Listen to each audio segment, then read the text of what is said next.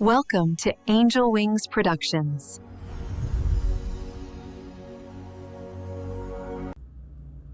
Hello everyone, I'm the storyteller, and I'm here because I wanted to speak to all of the people who say that they are God's people and believe truly in the Lord. There's been people going online as of late that have been saying that the rapture is going to happen as of the 23rd and the 24th. Please read your Bible. The Lord, He wrote it all out for you. And for you to be following after men in the flesh that live around here that say that they know that day and the hour, when He Himself said that no one does, that this is foolish. This is foolish. Why are you doing this? We shouldn't be following after any one person, especially now during this time, and during this period. I believe in giving respect, but respect is something that we have to wonder about now at this point, because mankind is being treated awful by many governments in many different places, and you all know what I'm talking about. So Matthew 24 is a guideline to how it's all supposed to happen. And I think that, well, nobody says it better than Jesus does. I mean, there's the book of Revelation, and the way that everything is laid out within that book. But Jesus has this really quick crash course, is what I call, on how it's all supposed to happen. That is truly fascinating when you look at it, because if you look at Matthew 24, it is absolutely right on with what's going on right now, and it just can't be ignored. So I prepared this video for you, and I'm going to have some questions and answers afterwards. And my hope is just to pull away at your heart, a little bit of Holy Spirit conviction here. We're living in some tumultuous times. Let's not make any mistake about that.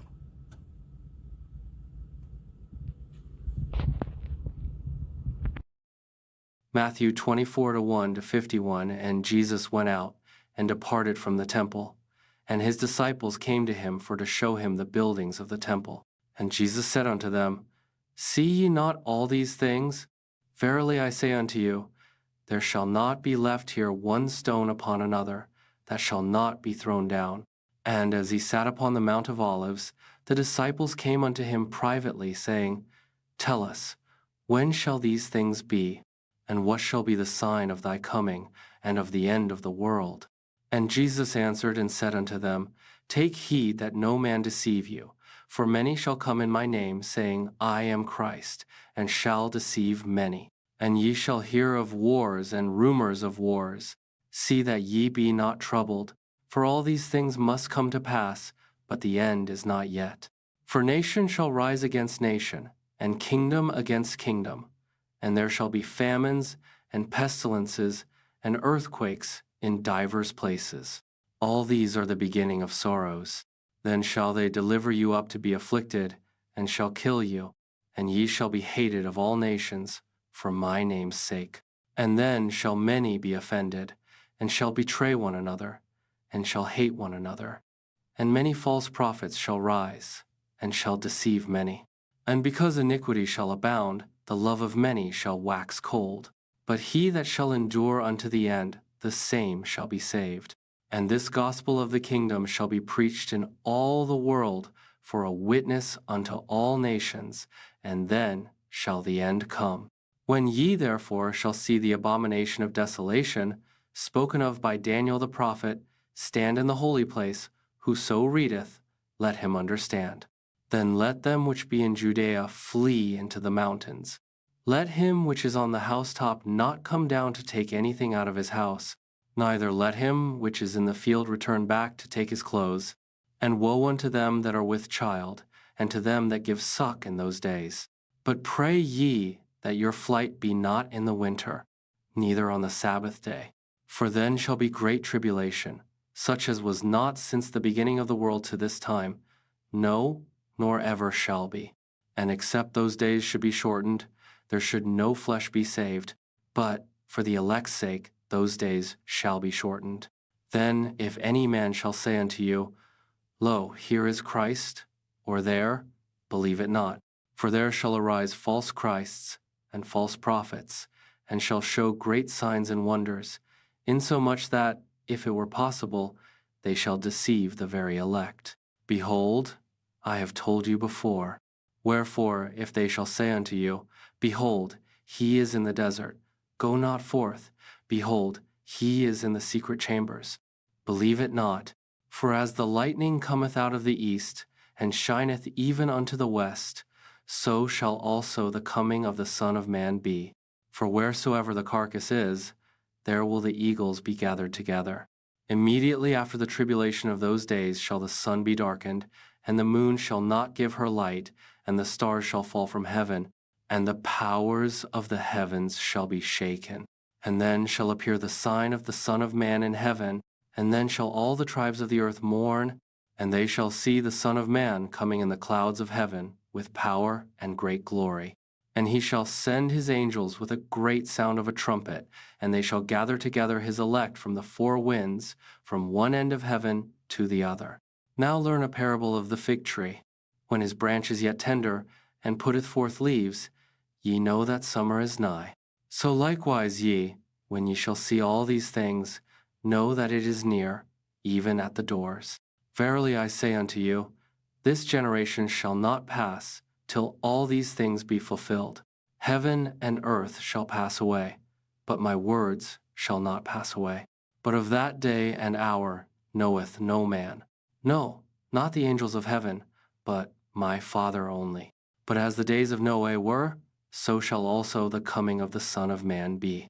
For as in the days that were before the flood, they were eating and drinking, marrying and giving in marriage, until the day that Noah entered into the ark, and knew not until the flood came, and took them all away, so shall also the coming of the Son of Man be. Then shall two be in the field, the one shall be taken, and the other left. Two women shall be grinding at the mill, the one shall be taken, and the other left. Watch therefore, for ye know not what hour your Lord doth come.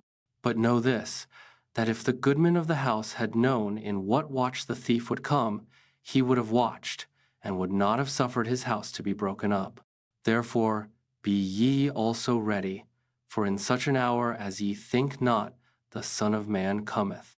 Who then is a faithful and wise servant, whom his Lord hath made ruler over his household, to give them meat in due season? Blessed is that servant, whom his Lord, when he cometh, shall find so doing.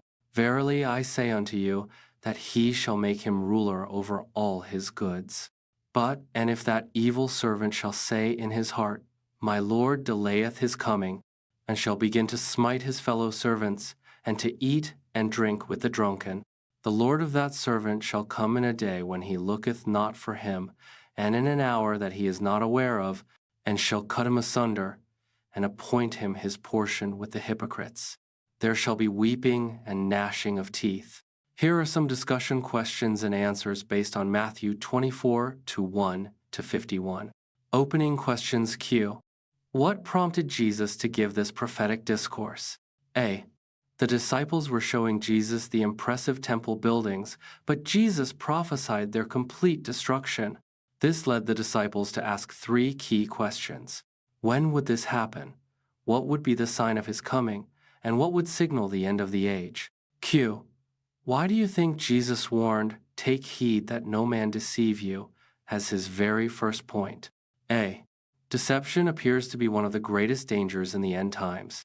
Jesus knew that false messiahs, false prophets, and spiritual deception would be rampant, potentially deceiving even believers if possible. Signs and tribulation Q. Jesus mentions wars and rumors of wars, but says the end is not yet. What's the significance of this? A. Jesus is teaching that while these events are part of the birth pangs leading to the end, they shouldn't cause panic or make us think the end is immediate. These are ongoing characteristics of the fallen world, not necessarily final signs. Q. What does the abomination of desolation refer to, and why is it such a crucial warning sign? A. This refers to a prophetic event where something detestable is set up in the holy place, likely the temple. It's so significant that Jesus says when people see it, they should flee immediately without even stopping to gather belongings. It signals the beginning of the Great Tribulation. Q. Jesus says the tribulation will be so severe that, except those days should be shortened, there should no flesh be saved. What does this tell us about God's mercy? A. It shows that even in judgment, God limits suffering for the sake of his elect. His mercy constrains his wrath, and he won't allow humanity to completely destroy itself. The second coming. Q. How does Jesus describe his second coming, and how is it different from false claims? A. Jesus says his coming will be like lightning, visible from east to west, unmistakable and universal. Unlike false messiahs who operate in secret or in specific locations, Christ's return will be a cosmic, undeniable event that all will witness. Q. What astronomical signs will accompany Christ's return? A. The sun will be darkened, the moon won't give light, stars will fall, and the powers of heaven will be shaken.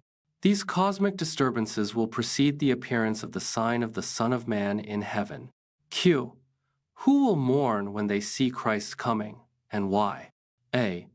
All the tribes of the earth will mourn, likely because his coming represents judgment for the unrepentant and the end of rebellion against God. Timing and readiness. Q. Jesus says, "This generation shall not pass till all these things be fulfilled." How should we understand this? A.